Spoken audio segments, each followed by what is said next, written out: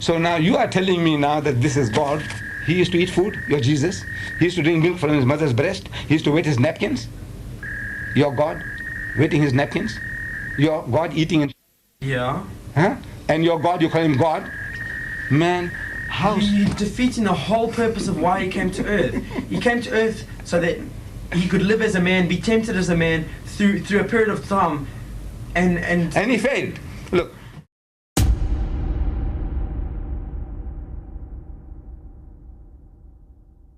This young missionary went to Sheikh Deedat's office to debate the position of Jesus, and it was recorded by Sheikh Deedat's hidden camera. Shockingly, he was caught stealing a Bible from Sheikh Deedat's office. He was the Messiah, the Son of God. What is the Messiah? What is the Messiah? What does Son of God mean? What does Son of God mean? You see, I said, look, you don't know the Hebrew language, my son. He's been created from God, a part of God, set aside, so that he can come down to earth and redeem all mankind of all the sin and hatred and the anger and was he born in the stable to a Jewish girl? Yes. But you say he came from heaven. How did he come from heaven? What do you call it? Divine, I don't know the fancy words No. Look, did he come out of his mother's womb with all the filth and the muck that made his mother impure for 7 days? According to Luke, she had to be purified. Do you know that? No, Luke, man. Yes. Chapter 3. She had to be purified from the childbirth. That means the pure and holy God coming into the world makes his mother impure. Does it make sense? Pure and holy God being born makes his mother impure. Does that make sense to you? I don't know if you're taking impure a little bit out of context. No. Did he come out of his mother's womb? Mm-hmm. Because Luke tells us when he was 8 days old, he was circumcised and named Jesus by the angel when he was in his mother's womb. Yeah. Was he in his mother's womb? Yes. Right. How did he come out from there? Well, a normal. Same like you and me. Yeah. Right. Suppose you were a nurse 2,000 years ago, and this helpless little creature was coming out of his mother's womb, and you're helping. A male nurse, you. Can you for one moment think that's your Jehovah coming out of the womb? Your God that? Can you for one moment think that that is your God coming out of the womb with all the filth and the muck? And if he'd arrived on a silver and gold chariot, come down in storms of fire, would you have believed he was God? Of course you would have. Man, damn it all, you have conquered the world. Everybody would have bowed down to him. But he came out of a woman's... It's so simple. That's what God could have done. No. You see, the thing is this now, he was born of a woman's womb, like anybody else. He was circumcised on the 8th day. The Bible says that. Yeah. Circumcised. You know what circumcision, of course, you know. Yeah. You were nearly circumcised. Yeah. But if you were really circumcised, you would have remembered at the age of 16. You see, they have to catch you by your... There's nobody can circumcise a child without holding the little child by his... Yeah. And to loosen the skin. Foreskin, right? Foreskin. And circum means right round and size means to cut it off. But you can't do that with your mouth. You can't say circumcise and the guy gets circumcised. You have to catch the little boy by his... Somebody had to hold your God, Jesus, by his... to circumcise him. Yeah, so... Your God, somebody holding you by his... He came to earth as a man, for crying out loud. Damn it, look, go on. If God gave you the power to become a cockroach, suppose, yeah. And you chose a little experiment, you're going to have a little fun. Huh? Yeah. You become a cockroach and start running around. And I managed to crush you. Yeah. Can anybody charge me for murder? No, of course not. Why not? Because you didn't know you were standing on me. Damn it all, look, you chose to be a cockroach, you are a cockroach, I killed a cockroach. Yeah, that's not, you killed a cockroach, you didn't kill me. No, right. So the thing is, if God becomes a man, he's not God anymore. The person who's eating food and... No, if eating God and eating God, he can't be God. Why not? You believe in a God that eats God and an eating God? I think you're being a little bit blasphemous now. No, look, your Bible says that he is a spiritual being. He says God is spirit, and those that worship him must worship him in truth and in spirit. Yeah. Right. So now you are telling me now that this is God. He used to eat food, your Jesus. He used to drink milk from his mother's breast. He used to wet his napkins. Your God, wetting his napkins. Your God eating and... Yeah. Huh? And your God, you call him God? Man, how... You're defeating the whole purpose of why he came to earth. He came to earth so that he could live as a man, be tempted as a man through a period of time, and he failed. Look. He didn't fail, honestly, man. Look, he destroyed those 2,000 pigs, you remember? Yeah, so? Right. Now, look, go and you. If you can heal a man, the transplant. See, the man needs transplant of a pig's heart. to save his life. Yeah. Do you kill 2,000 pigs to do that? No. Hmm? You only need one Now, part. Jesus Christ wants to heal one person, he kills 2,000 pigs. Does that make sense to you? He take it right out of context again. What context? The man was demon possessed. He Right. sent the demons into the pigs. What do you expect him to do? Send Right. him to the man next door. No, if he must, send him into one pig. Because if a million demons can be in one person, they can be transported into a one pig. Can't they? A million demons can be occupied in your body. Yeah. That million demons, I can take them out and put into a pig. Why should I? Relevant. So what if you put him into 10 pigs or 1,000 pigs or one pig? Look, those pigs belong to somebody. Didn't they? They didn't belong to the Jews. I don't know. No, look. I think it's irrelevant. What do you mean? Isn't it relevant whether you send in a one pig or 20? I think 2,000. Seriously. Is it a difference whether he sends it into one pig or 20 pigs? Or 2,000. Or 2,000. Agreed socially, you know, that man who owned those 1,000 pigs, 2,000 pigs, right. 2,000. Agreed socially, that man who owned 2,000 pigs is now 2,000 pigs less. Right? So did Jesus reward the guy?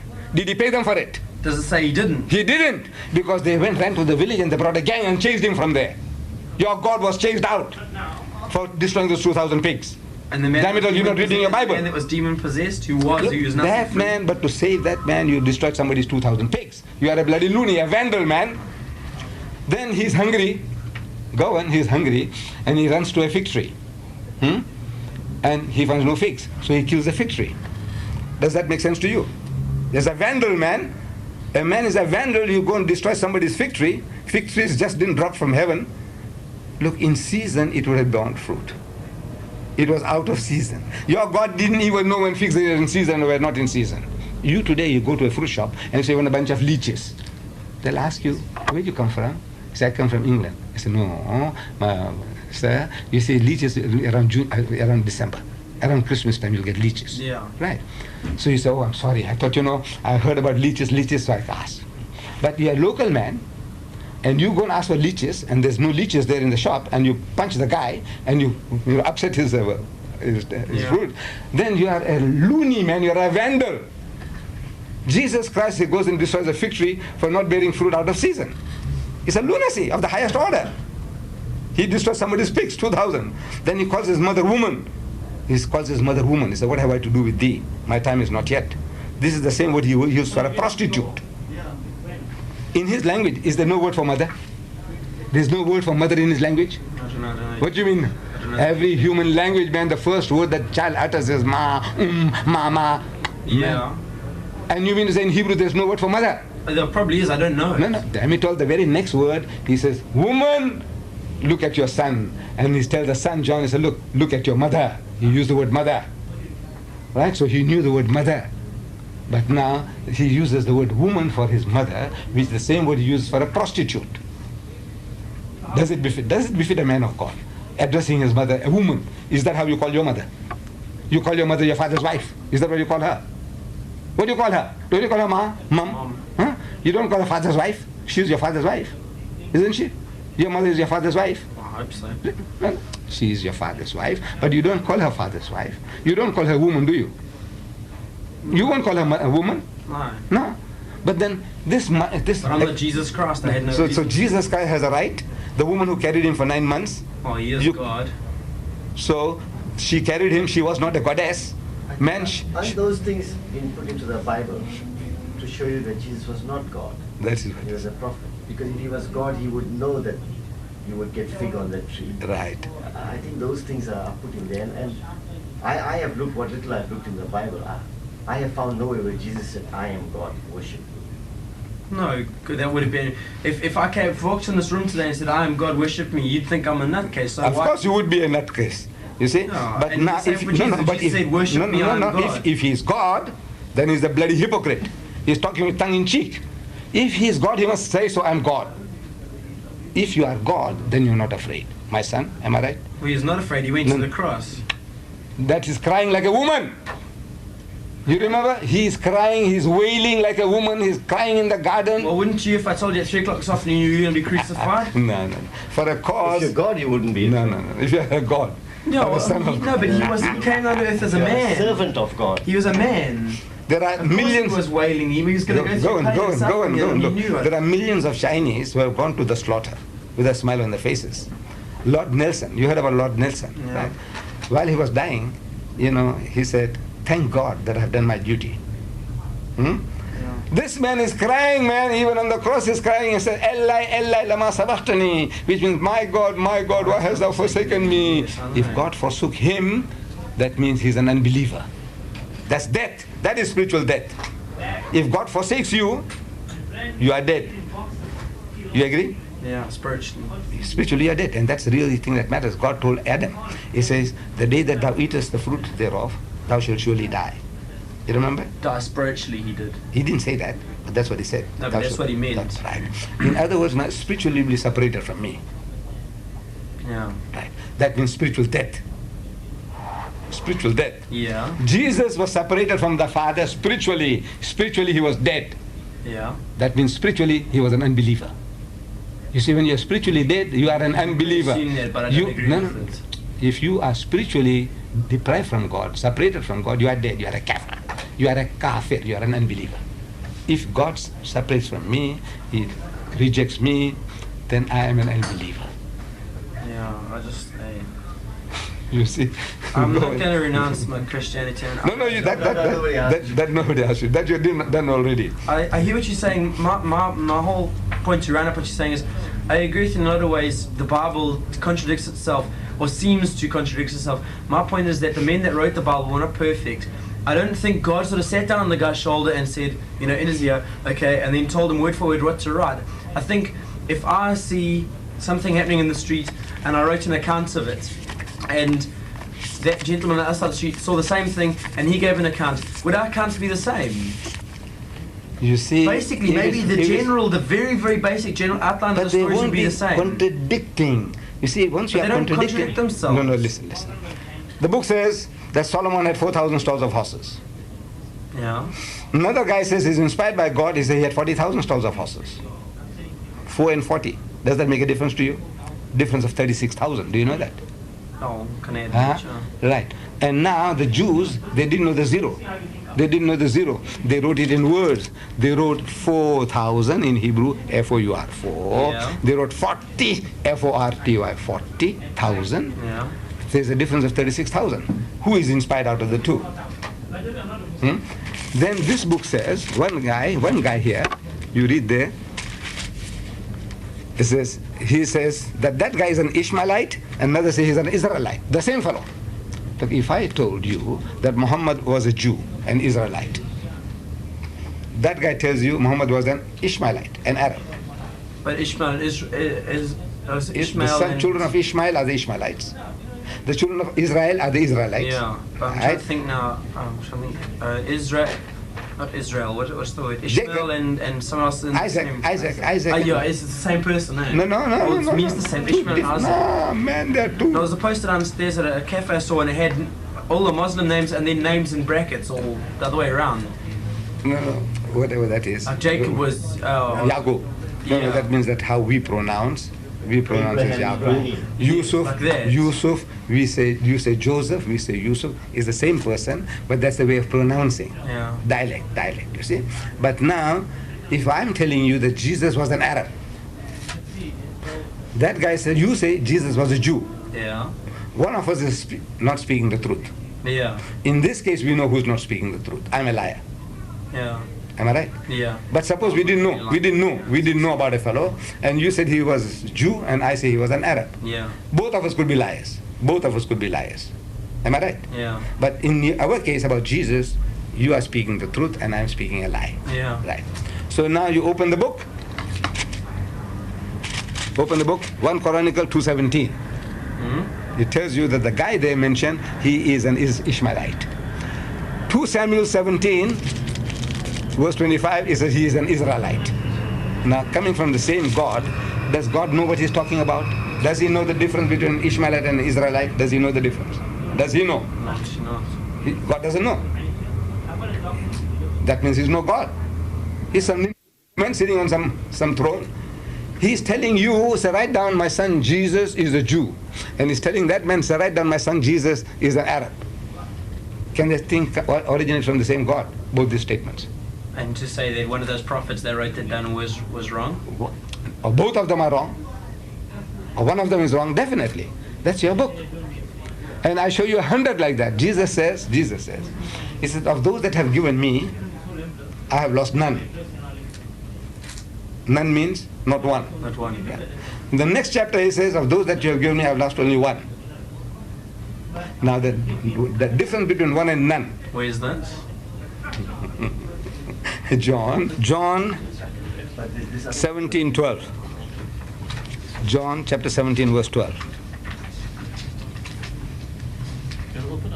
John 17:12. Read it, my son. While I was with them, I kept them safe by the power of your name, the name you gave me. I protected them, and not one of them was lost except the man who was bound to be lost, so that the scripture might come true. Right. The same John chapter 17, he says he lost only one, and here he says he has lost none. The difference between none and one, you know how many percent is that? I'm just going to read the context of this, because I've actually read this a long time ago now. I won't remember it. Okay.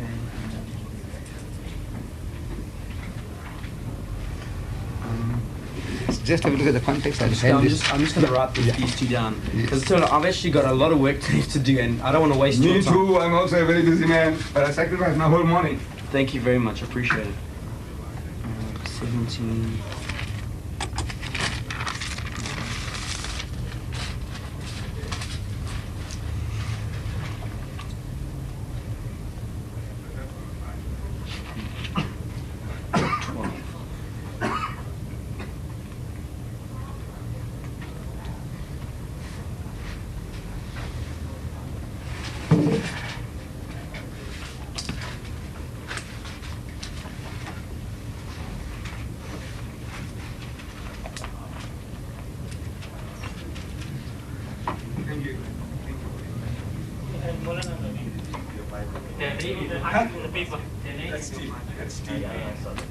That's Do you have a toilet so I could slip in quickly? That's stealing.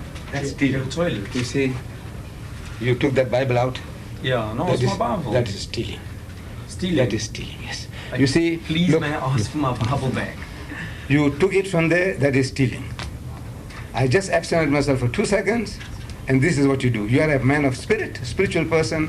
You said, I renounce Christianity. I'm quoting your words, and it says, throw this in the dustbin. I was joking. I was frustrated. No, that's what you said. Now you must be a man of your word. As a spiritual person, you had no right to pick it up. Okay. That was stealing. Please, may I have my Bible back? No, give it to me. no, Give it to please, me. seriously. No. I want my Bible. No. Yes. The letter, send it. It's lunchtime By also. by. Is there a toilet I could go to quickly? Yes. Mose, show him the toilet. Thanks.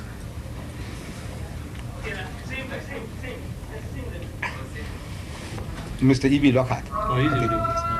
So that we were searching for. So we just disturbed you from going to Mars? Yeah, we're going now, yes. Okay. You can join us, and then... I want to go there, but the thing is, I've still got a lot of work left to do. I'm going to come some other time, very soon. You come about 12:30, 12:30. and then prayer time you can go down, watch, and come and have lunch with us. Okay. You'll enjoy the I'd curry love and to. rice as well. Yeah. You see? I love curry. We didn't offer you anything at all today. You said you had No, some tea, coffee before I you had a came. cup of coffee But before I next time, arrived. curry and rice. Okay, great. Inshallah. I'll come in the morning and make an appointment. No, to you come don't have to make Mars. appointment. You just come along any Just come weekday. along any day. Yes. Come and have. Okay. Lovely.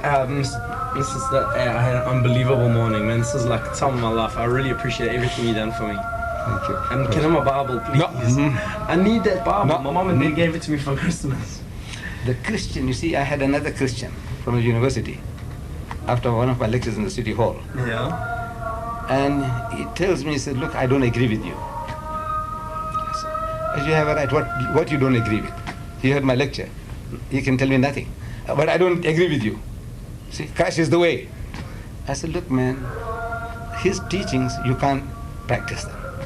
He said, no, I can. I said, look, Jesus said, it has been said by them of old time, an eye for an eye and a tooth for a tooth.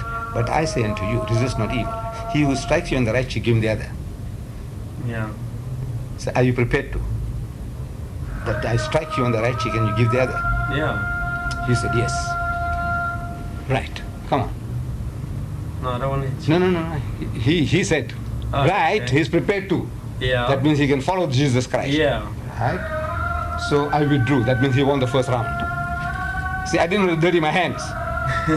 That's not what I'm playing it. Then I said, Jesus also said, he who comes to borrow of you, no. He said, if a person takes away your coat, you give him a cloak also. Hmm. Are you prepared to do that? He said, yes. He had a lumber jacket on. This is the lumber jacket. So he took it out. Yeah. I said, the jersey as well. The jersey he was wearing under the lumber jacket. He took the jersey out. Then I said, no, Jesus said, he who comes to borrow of you, turn thou not away. So he who borrows. He who comes to borrow of you, turn thou not away. Yeah. Means respond to him, give it to him. Give it to him. I said, how much you got in your pocket? I said, how much have you got in your pocket? He said, you need it. I said, don't look at my suit. You know. I said, I need it. Come on, take it out. No, he couldn't. He couldn't. You see, now, his religion went only up to so far. Yeah. That he was prepared to do. He was prepared to give his jacket, lumber jacket, and his jersey. Now I said, the money. Come on. Let's see how far you can follow him. Yeah. So, no. That he can't part with his money. So that's as far as he could go. Now he's about to go. He says, I want my jacket. I said, what for? What for? Damn it, you gave it to me. That means you're only scoring a point. Yeah. See? So I said, no. So the blooming fellow, he cried. I said, you won't get it, and he didn't get it. I said, I'll give it to the poor. Yeah. You won't get it. So in other words, now to me, a man is a man of his word. He said, right, I give my life, you must be prepared to give your life. Right, we are going to for prayer now. We're locked in the office. I need my Bible. And my mom and dad gave it to me, even if it has sentimental reasons. Right, come, let's move. You can't. If you threw it away, it's gone. He told me, throw it in the dustbin. And my mom and dad are going to kill me if I lose that. Right. Can't help it. Oh, you couldn't organise something with your dad, could you please? Later. Tomorrow, so come in tomorrow. Okay, if I lose that, my mom and dad, they'll kick me out the house. Okay, so I got to pray. We lock up for prayer. Yeah, no.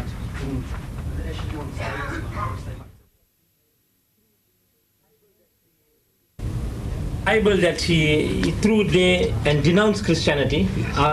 He said that he feels that if you can spare him the courtesy of giving him the Bible, you can feel free and talk to my father. Let me tell you, you don't get offended. No, my loud speaking. That's It's his not nature. to frighten you. No, I understand your position. I talk, I shout and all that, that's what I do He to my treats son. you like a son. That's why he shouts. He treats you like a It's the son. same thing. Father to a son, thank to you. all this, inshallah. No, what I have a proposition for you. I don't want to deprive you of that Bible. Okay, thank you. There's one small condition. Yes. I want you to bring your pastor Okay. to prove to me that the Bible is God's word. That's all.